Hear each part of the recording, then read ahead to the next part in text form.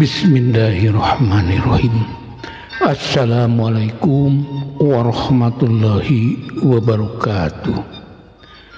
Sampurasun para wargi dulur-dulur simkuring sasunda sagaluh sasunda nuju di manawe linggihna haturan wilujeng patepang deui sareng simkuring dina raraga ngadangukeun dihanca carios anu katunda dinten kamari.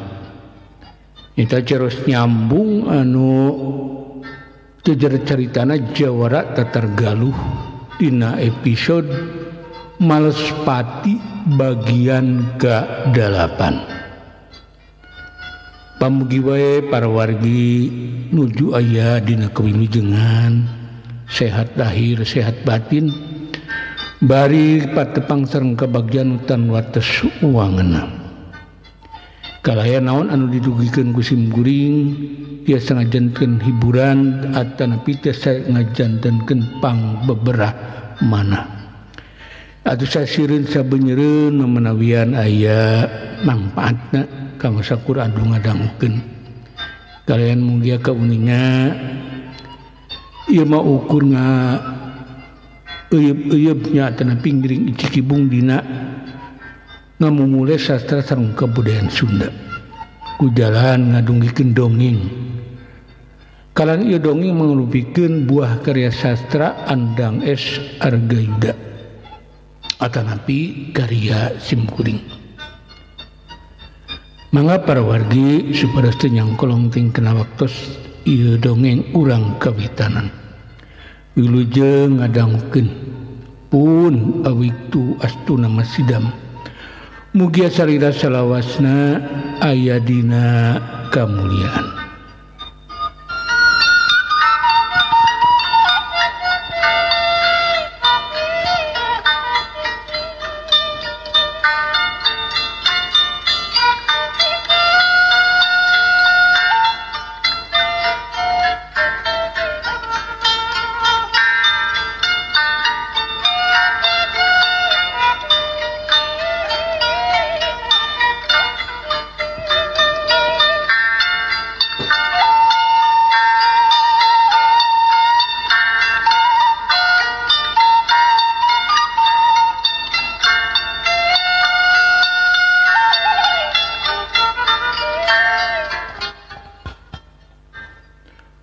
Bangsat kurang ajar. Ciot.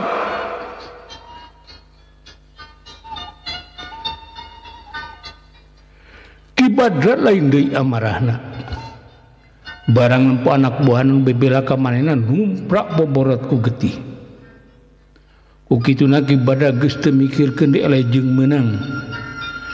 Manehna langsung ngagajeng narajang Jaya Sumpena. Tapi gerakan Ki Badra geus teu buaturan kahijina kapangaruhan ku nafsunan ngakugudug. Kaduana awakna teu biseun gerak anu leuwih cepet sabab tatu dina dadana. Antukna Ki Badra siga orang nyampeurkeun teteungeul. Harita keneh awak Ki Badra anu masih kumalayang dipapag ku Jaya Sumpena make jurus Temrag Jagat. Aduh tobat Ki Badra ngoceak. Dadana anu tadi kabeunangan keuna ku tajongan Jaya Sumpena atuh keuna deui ku tajongan Jaya Sumpena. Atuh harita keneh Ki Badra langsung ambruk sabab tulang dadana ringsek. Udang Ki Badra cenah anjeun teh jawara tanpa tanding. Cenah boga maksud daek mahen kula ningkalah ngalumbruk siga kabuk kaibunan siga kapas kehujanan. Udang Ki Badra Jaya Sumpena ngajejeleh ka Ki Badra sabab kapan tadi mah sakitu sombongna majar sanggup maehan Jaya Sumpena. Tapi buktina kalah ambruk memeh mangsa. Andika emang jago Jaya Sumpena. Akhirnya kula ngaku eleh, tapi daguan wawalas ti kula. Isyuk ceganing pageto kula bakal neang Andika. Ki Badra teu bani ngalawan Jaya Sumpena. Sabab awakna geus teu boga rasakeuneun. Dadana karasa kumanehna seueur totog ku halu. Kula nunggu. Maju gerak kabur, bisi kula keburu amarah ke Andika sarombongan. Jaya Sumpena emang jawara tulen, sanggeus musuhna ngaku eleh nyaman oge eureunna rajangna. Saterusan ditah kabur ka rombongan Ki Badra. Sabab lama bisi manehna kahudang nafsu amarah. Barudak, hai urang bulang, tinggalkeun ieu tempatan. Keun isukan urang teh anu Jaya Sumpena teh pikeun wawaleskeun ieu kejadian. Ki Badra langsung kabur dibarengan ku anak buahna. Teu ngararet deui langsung tingkol lebat beki jauh antukna ngiles ka leuweung geledegan.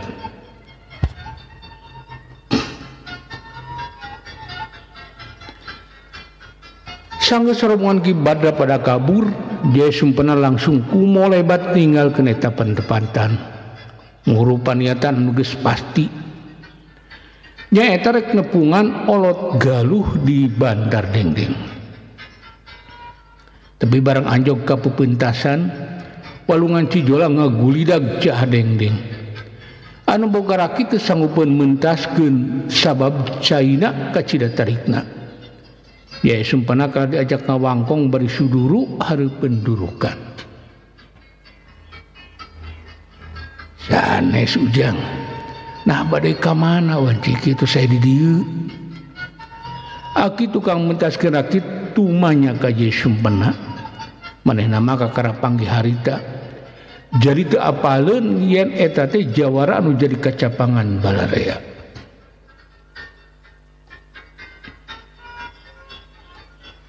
Bade ke Bantar Dengdeng ki, tapi kalau resan sih jualan nuju Cah Dengdengnya.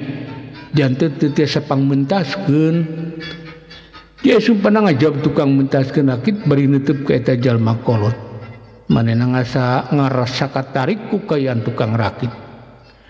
Geus kolot tapi masih keker bari masih kadugeun mentaskeun rakit awi anu sakitu gedena. Ke ujang. Bari kasaha ka Bantar Dengdeng teh tukang rakit tetelepek ka Jaya Sumpena. Sabab Bantar Dengdeng mah lembur anu kakoncara tempat jawara kahot.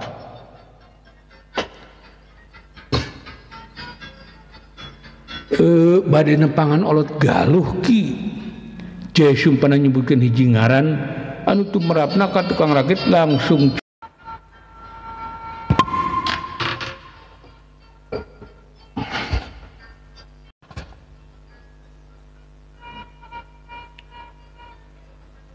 badai nepangan olot galuh ki. Jaya Sumpena nyebutkeun hiji ngaran anu tumrapna ka tukang rakit langsung curingak. Atuh eta mah guru aki saha ari anjeun. Tukang rakit langsung tumanya bari mencerong ku teteupna nu seukeut. Sabab manehna curiga bisi jalma teh rek nyeun laku anu teu hade ka guruna. Kuring anu katelah Jaya Sumpena ti lembur legok herang. Jaya Sumpena langsung nyaritakeun ngaranjeung lemburna. Sabab itu tukang rakit siga anu curigaeun ka manehna. Ka ciri langsung curingak bari ngana paprah bedogna. Siga anu rek ngajak tarung ka manehna. Jaya Sumpena jawara nu kakoncara ti tugan Gunung Subang. Duh hampura aki ujang. Sugan teh nu rek niat goreng kolot galuh. Rumah aki beuntak tapi teu awas ka Andika. Tukang rakit langsung sasadu ka Jaya Sumpena. Sabab senajan manehna karek panggih tapi karena sepak terjangna ieu jawara mah geus apaleun. Aki mah kakoncara naonana. Kuring mah jalma biasa. Mun teu ditulungan ku olot galuh mah ayeuna oge pasti geus karingaran. Jaya Sumpena teu agul ku pangalemdeungeun. Manehna tetep handap asor komo deui ngadenge cenah ieu si Aki teh muridna Olot Galuh. Atuh manehna jadi beki hormat. Baru kungsi tepung sareng Olot Galuh ujang teh. Tukang rakit kajenghok barang dia sumpena carita majar kungsi ditulungan ku Olot Galuh. Numawi ayeuna kuring rek nepungan kasepuhan oge. Kuring terek ngalalana hayang menterestu heula ti Olot Galuh. Sebab kuring rek neangan si Bagaspati dedengkot begal anu geus mayan bojo kula. Jadi kula terek Malespati. Dia sumpana balaka kana paniatan manehna. Sebab itu Kang Rakti teh lain ti golongan musuhna. Malahan muridna Olot Galuh anu kumanehna rek didatangan. Nya syukur atuh ari rek nepungan Olot mah ngan sakanyu Aki mah Olot Galuh mah tara dumuk di tempat hese rek ditepunganana. Ieu lamun Olot anu ngadatangan urang tapi cobaan wae ujang sugan wae aya jodoh bisa tepung di bantar dengdeng. Tukang rakit ngajurungkeun tapi manehna ngabejaan je sumpena yan Olot Galuh cantang tu aya di lemurna. Rek diteangan wae sebab kula kudu tepung heula jeung Olot Galuh. Ye sumpana keukeuh dina paniatanana moal rek mundur ukur ku beja serupa kitu. Sanajan teu campak di lemurna kumanehna bakal diteteangan nepi ka tepungna. Kitu tegad aja sumpena mangsa harita. Nya syukur ujang anjeun boga tekad serba kitu. Mudah-mudahan tinu kanan. Ngan kumaha atuh da Aki teu sanggup mentaskeun ayeuna mah. Ngendong we atuh di Akinya isuk mah pasti caina geus teu tarik teuing. Tukang rakit keukeuh teu sanggupeun ari kudu mentaskeun mah sabab sieunneun rakitna palit.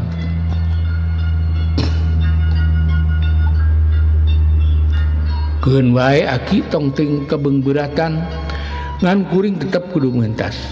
Menta bongkot wae sahiji tah nu ieu jigana Kai Albi, Kai Hampang. Dia sumpana cumrita ka tukang rakit bari langsung nyokot bongkot Albi anu ngagogoler deukeut durukan.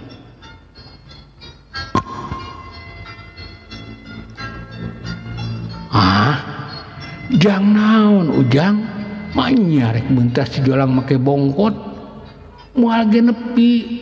Tukang rakit kecil aneh heunana nah rek mentas bet kalah minta bongkot Kai nah rek dikumahakeun kitu nu aya dina pikir tukang rakit.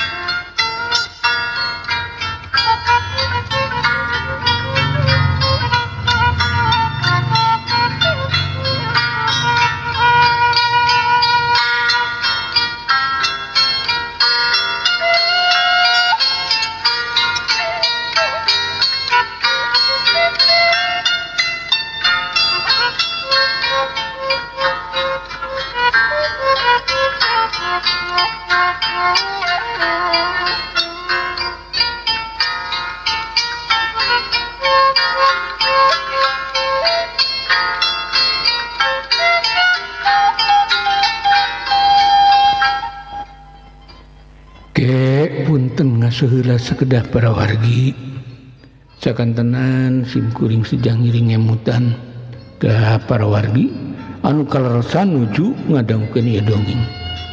Bilih YouTube nanti acan di-subscribe punten di-subscribe heula nya. Kantong hilap like-na oge komentarna. Margi like sareng komentar ti salira mangrupikeun kabagjan kanggo sim kuring. Hatur nuhun kana segala perhatosanana. Mangga urang lajengkeun.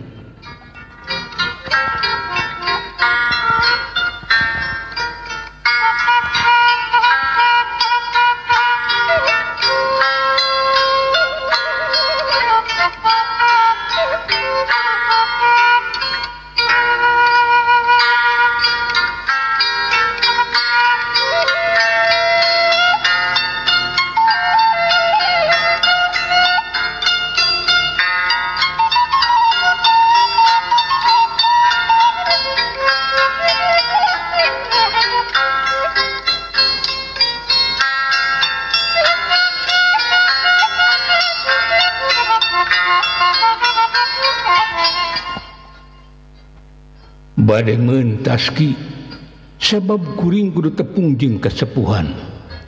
Ye sumpena cumarita kitu bari langsung ngaleos. Bongkot kai anu sagede pingping teh dibawa. Sanggeus saya di sisi walungan Cijolang, pelawar eta bongkot kai teh dialungkeun ka tengah walungan. Sanggeus kitu awakna langsung kumolebat mun popongkol. Celek napak sakedapan, langsung ngagajeleng di murka sisi. Ilmu ngahampangkeun awakna lincak dina sampurna. Lakadalah saumur kakolotan kieu kakara anu yen tindakan sarupa kitu. Tetela jaya sumpena lain ukur beja. Tukang rakit gogodeg kakareun empo anu kitu, bet jalma anu bisa ngalakukeun sarupa kitu. Tukang rakit pikirna pinuh ku kaheran. Sedang anu ditempokeunna mah geus aya deui di sisi walungan beulah pentas. Sanajan jaya sumpena teu langsung ka darat, tapi manehna luncat tepi ka sisi. Cai walungan anu ditincakna ukur nengah bitis bari teu tarik siga di tengah. Saterusna sumpena nyokot jalan satapak anu mapai-mapai sisi sawah. Sabab lamun menyerang lembur bunter masieun pangijeung anu wawuh.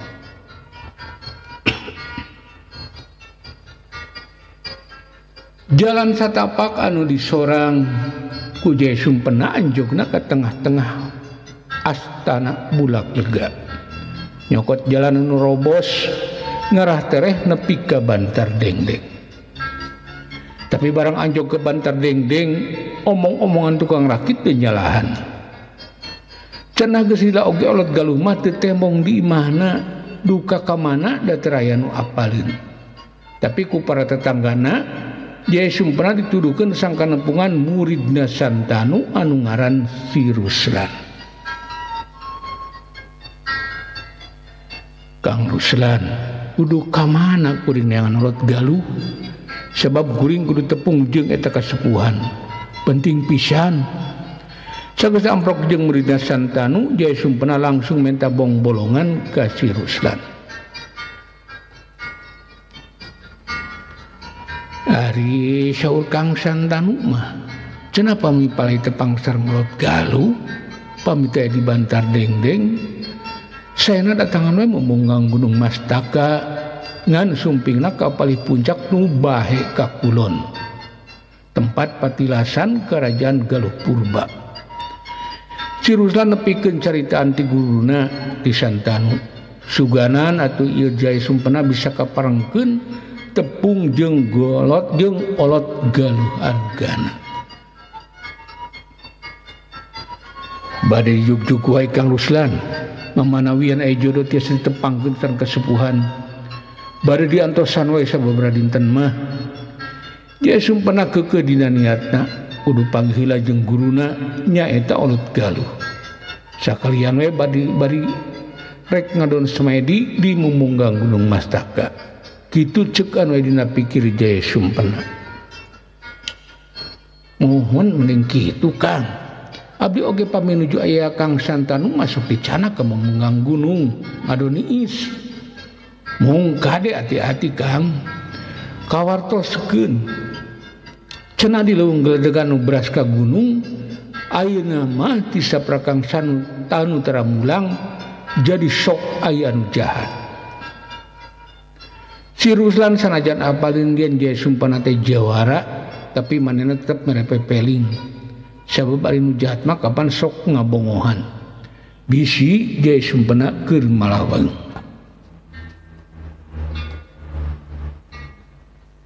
Insyaallah Kang, abdi nganuhunkeun kana pituduh sareng pepeling ti Kang Ruslan. Permios Kang. Jaya sumpena sanggeus ngobrol bari ngopi di imahna Si Ruslan. Terus pamit ka nu boga imah. Rek muru ka mumunggang Gunung Mastaka, gunung patilasan kerajaan Galuh Purba.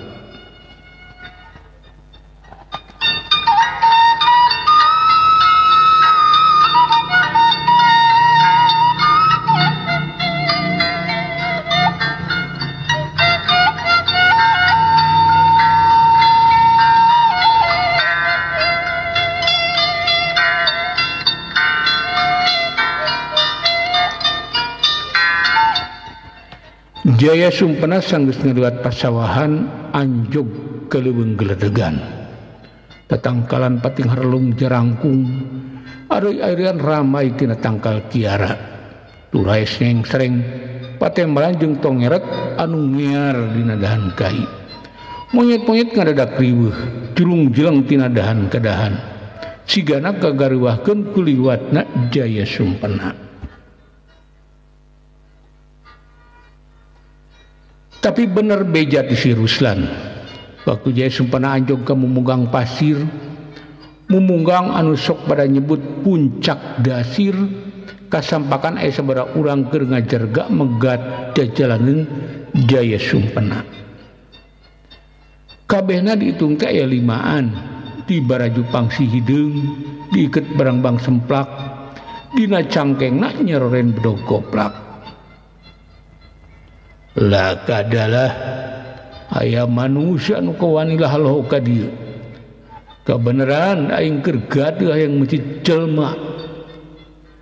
Salah saurang teh rombongan anu mangrupakeun gedugna jual ngomong anu teu munasabah. Ngahaja jigana manyingsinan ka Jaya Sumpena, pedah kumawani ngalantok ka belebah dinya sosoranganan.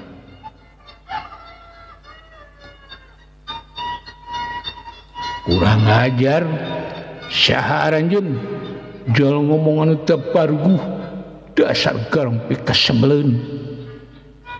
Jaya Sumpena teu mere budi langsung ngabentak eta rombongan prajawara anu megat manehna. Hei kurang ajar bangsat, ning sia kumawani ka aing. Aing anu katelah Ki Barong anu ngawasa ieu wilayah. Sia wani lahlo ka dieu artina minta dikocoran ku aing. Ki Barong langsung kahudang amarahna, dasar barangasan. Pedaya jalma nu mawani ka manehna. Ulah mau ukur liwat lain rek neangan musuh, mending nyingkah we aranjeun teh ulah ngahalangan kula.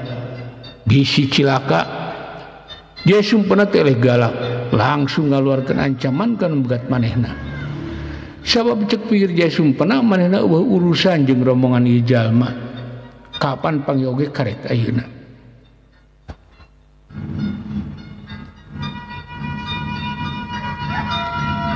Lah kadalah jalma edan sombong siga anu nya boga pangabisa. Podaran barudak tong diberi ampun.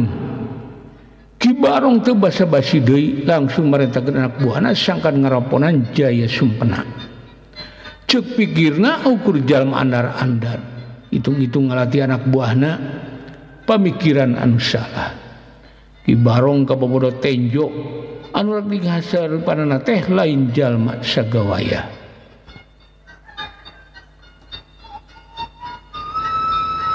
Bae baraya rek koroyokan rek saurang-saurang kukula moal dipangejatkeun. Ayo geura maju kabeh. Jaya Sumpena nempokeun ka teuningna teu ngarasa sebera atawa sieun. Sabab Jaya Sumpena geus masagi kumang pirang ilmu kanuragan. Jadi urusan gelut mah lain perkara aneh pikeun manehna mah. Urang ajar. Cian. Salah seorang anak buah Ki Barong teu sabar, langsung ngagajang bari ngambetkeun bedogna. Maksudna rek ningkas beung Jaya Sumpena. Bedogna ngahiuk teu beulah kencaeun Jaya Sumpena.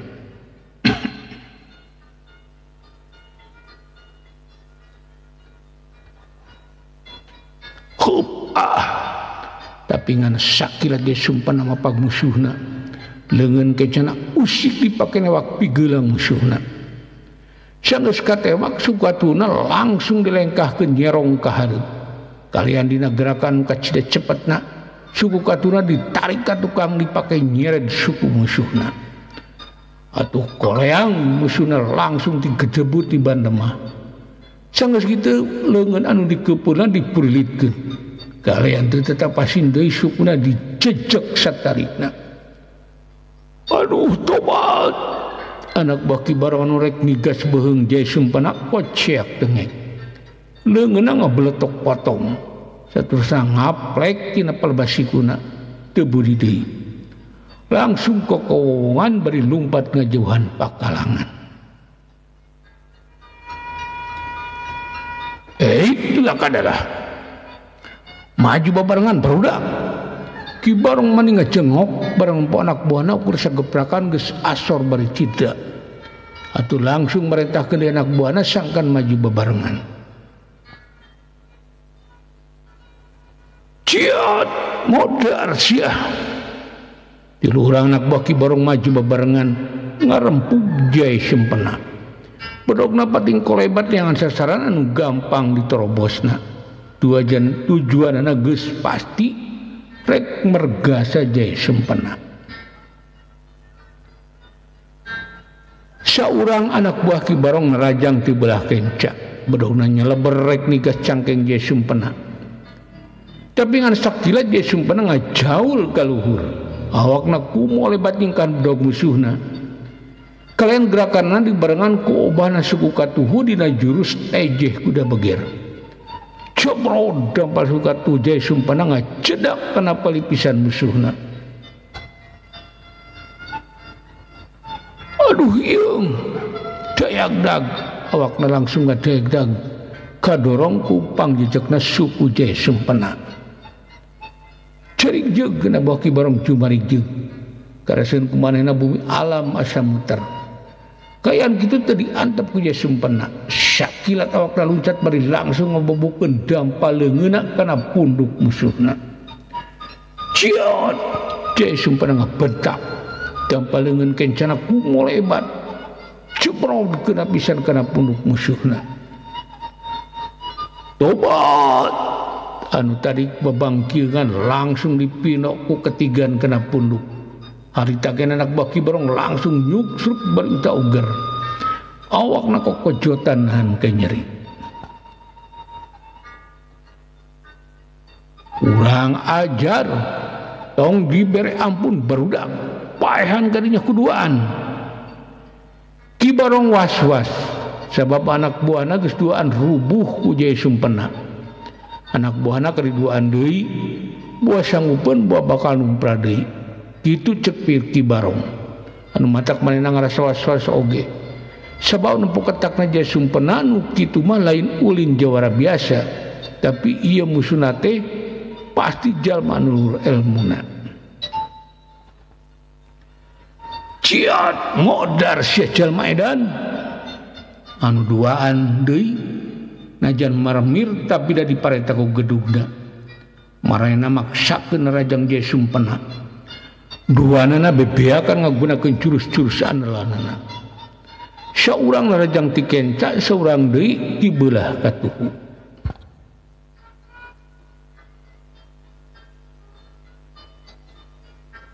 Lain maju jeung gegedugna kaagok pantara aranjeun mah.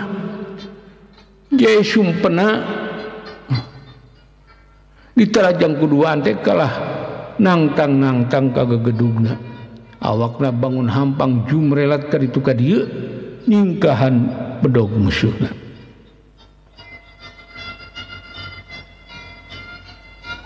Bangsat montong waka gede hate jalma andar-andar.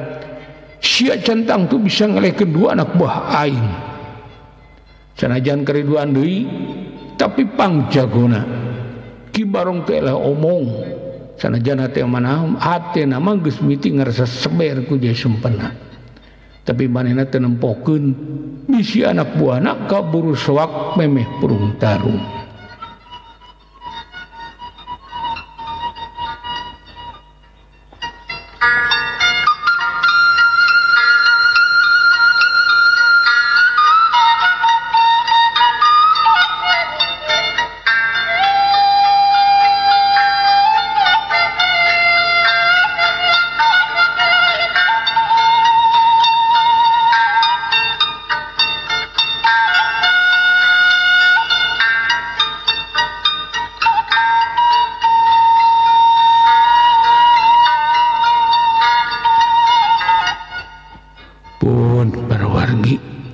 Rupina ceros nyambung menuju judulna Malespati bagian ke-8 dicekapan mengdugi ka dieu enjing atanapi pageto menawi umur urang di parang panjang tiasa ditepangkeun deui dina kalajengan ieu carios obor sapanon carang sapakan mugia para wargi agung cukup lumur jembar pangampura terasa ngapunten kana sanes kanten kaluluputan kalepatan simkuring dina anggone ngadugikeun ieu carita bilih kirang nyugemakeun atanapi seueur lepatna hapunten anu kasuhun wilujeng gantun para wargi wassalamualaikum warahmatullahi wabarakatuh.